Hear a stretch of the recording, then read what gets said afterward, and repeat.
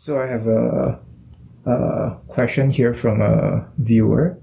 So Alexi asks, so he right now is working on 4 languages. Four languages. Yeah. And they're at a B2 level or higher, so I guess upper intermediate. And he says he generally does try to do extensive reading, as you tend to suggest, but he feels like it's might not be very efficient, but also he doesn't feel like he has enough time to be doing more intensive methods like flashcards. Mm-hmm. So he's wondering are there any specific things he could do to really work on acquiring those low frequency vocabulary words, or should he just continue as it is? There's no magic bullet. There really isn't. What are the 4 languages you say? I think he has Spanish, Chinese, Russian, and Greek. So they're pretty across the board, and they're not reinforcing each other. So he's got a very difficult situation, comparatively speaking. A lot of people, if you say they have 4 languages, they have 4, maybe 2 Romance, 2 Germanic languages, something like that. And even there's more vocabulary overlap. So Alexi, you've got a hard task in front of you, but perseverance does pay off eventually. It sounds like, what'd you say, Russian and Greek?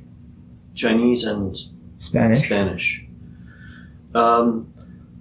This might contradict the kind of advice I usually give, but it might make sense because your languages are so diverse to concentrate on just 2 of them at a time rather than 4 of them at a time. So you don't need to let them pause, but you need to sort of develop a cycle where you would say, I'm going to spend more time on these languages for a while and then more time on those languages. And I think you would feel more progress if you gave a bit more time. If you're trying to do 4 languages a day and you're happy with the level you're maintaining or going, that's generally what I advise. If you want to know 4 languages, you need to use 4 languages. But if you're frustrated in your reading ability and all of them, you feel you're stagnant, then you need to concentrate on 1 or 2 of them at a time. And so you could put them on some sort of a cycle where you say, I'm going to spend most of my time on, I would say, with his language, I'd say Russian and Greek. There would be some more overlap there than, let's say, with Spanish and Chinese. So if I spend time with Russian and Greek, I'll feel that I'm growing and I'll see how I know more, and I won't let my Spanish and Chinese stagnate, but I'll keep them at sort of a lower maintenance level. And then maybe after a couple of weeks, I can flip that, or alternate weeks. Some sort of a cycle would be indicated in a situation like that. Well, I guess in the cycle, how would he know when to switch back? If he prioritizes those 2, or... Again, I don't know that there's it's like a red light that's going to go on or anything like that. It's a question of his overall satisfaction with his progress. What can happen when you concentrate on, if he's going to concentrate on Russian and Greek for a while, you'll see more connections between the 2 of those, and you'll feel your progress, and you'll be gratified with that. And then 1 or 2 things will happen. Either you'll say, well, this was so gratifying, I want to keep going with this, and then keep going with it. Or you could say, yeah, this is good, but now what about my Spanish and Chinese? So then you would say, pause. So I would just, I don't think he's got these languages for any sort of hardcore need professional thing. It sounds like a general good polyliteracy type of attitude. So in a case like that, it's a question of just understanding that with a wide variety of languages, you cannot improve them all at the same time. You need to prioritize this for a while, then that for a while. Okay. And would you say there are any general guidelines for planning their, I guess, long-term language study? Well, we can talk about that here, or maybe we want to do a different one about what I want to talk about in Principles of Polyliteracy. And there's a chapter in that, or 2 chapters that specifically talk about that. People ask advice, and I planned my life that way. If you want my advice, I'm happy to give it about what's a good systematic sequence of languages to learn. What's a good choice of languages to learn. people who have polyitis, when they're young, you get it into your head, hey, I would like to learn a dozen languages to some degree of competence. And if I set that as my goal and work hard at that for a couple of decades, I know I can do it.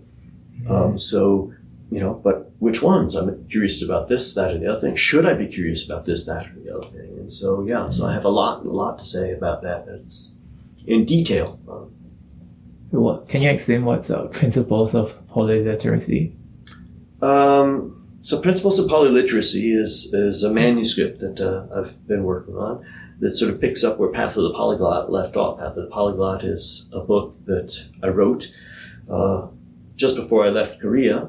So sort of put into crystallized form everything I had learned about language learning and stuff like that, and have diddled and dawdled around with ever since then, and have been, the past 2 years in the academy, have been giving sort of a lecture course based around that manuscript. And one problem that I had finishing it is because I was never satisfied, and then I finally said to myself, well, look, that's what I wrote then. Put that aside, leave that as it is, and instead of trying to add to that and getting it to be your complete magnum opus, have volume 2.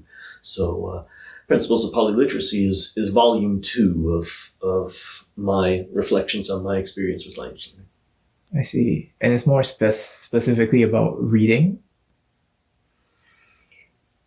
Well, I've always been more interested in reading than anything else. It might just be, variation of good titles. I played around with both those titles. I thought of calling it The Path of the Polyglot or Principles of Polyliteracy, and for whatever reason I chose The Path of the Polyglot. So that's rather than having a colon and then this, it's make it 2 volumes. Okay. So, yeah, I guess people interested in that could come take a class on it soon. Yeah, we're hoping to start that in January, right? Yeah. Okay, yeah. That's exciting, yeah. Okay. Right. Thanks for those questions, too. Thank you all for watching. If you're interested in Principles of Polyliteracy or any of the reading and discussion circles that I have in the Academy, Shanghai, you're in Latin and Sanskrit, right? And Greek, Latin, Sanskrit, Greek. We come meet him there, too. Any section, you can just come see how it works. If you're interested in things, I hear from a lot of people that they feel they're not good enough. But if you haven't come, how do you know that? Come see. A lot of people feel that way, and you can meet people in the circles and they'll tell you that they were that way before they started doing it. And the reason they seem better is because they did it. So please don't exclude yourself without giving it a try. Yeah, and there's a free class. That's right. Yeah. Okay. Thanks for listening.